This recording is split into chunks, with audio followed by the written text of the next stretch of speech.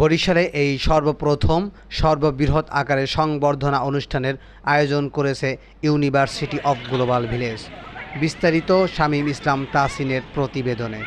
আমরা এই মুহূর্তে অবস্থান করছি বরিশাল ভিলেজ পার্ক। এখানে দেখতে পাচ্ছি ইউনিভার্সিটি গ্লোবাল অফ ভিলেজের সংবর্ধনা অনুষ্ঠানকে সামনে রেখে বিভিন্ন আয়োজনের ব্যবস্থা করা হচ্ছে।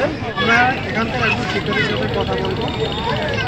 আমাদের ইউজিবি বরিশাল কর্তৃক আয়োজিত ফার্স্ট কনভোকেশন, আচ্ছা, যেটা অনুষ্ঠিত হতে যাচ্ছে 18ই অক্টোবর, কালকে সকালে, মানে কালকে সকাল সকাল কয়টায়? 10টা থেকে। কতজন শিক্ষার্থীকে সংবর্ধনা দেওয়া হবে বলতে পারবেন? আমার জানা মতে এখন পর্যন্ত 1500 প্লাস স্টুডেন্টকে দেওয়া হবে, এটা আমি জানি। মানে আপনাদের এই প্রতিষ্ঠান থেকে কি স্কলারশিপ পাওয়ার কোনো সুযোগ আছে কি? হ্যাঁ আছে, আমার জানা মতে ত্রিপলি থেকে কয়েকজন হচ্ছে বাইরে গেছে, এটা আমি জানি।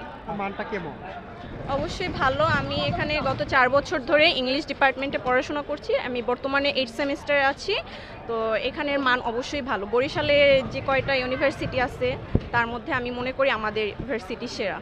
আমাদের ইউনিভার্সিটিতে এখন প্রায় 3000-এর মতো স্টুডেন্ট বর্তমানে আছে। আচ্ছা, আপনাদের প্রতিষ্ঠান তো অনেক স্টুডেন্ট, কিন্তু স্টুডেন্টের জন্য কোনো শিফটের ব্যবস্থা আছে কি?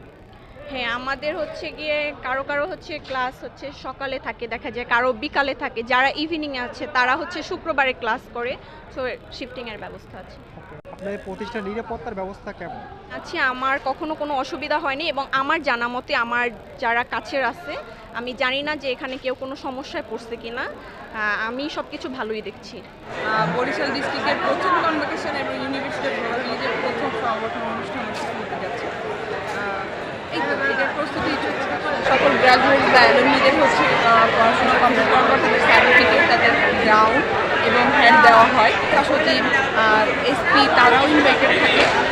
তাদের হচ্ছে এটা সার্টিফিকেট দেওয়ার মূল যে অনুষ্ঠানটা এটা হচ্ছে এখানে হচ্ছে এটা একদিন ব্যাপী নির্দিষ্ট সময় আমাদের সকাল 7:30 থেকে 12:30 পর্যন্ত হচ্ছে। থেকে শামীম ইসলাম তাসিন, জনগণের সংবাদ।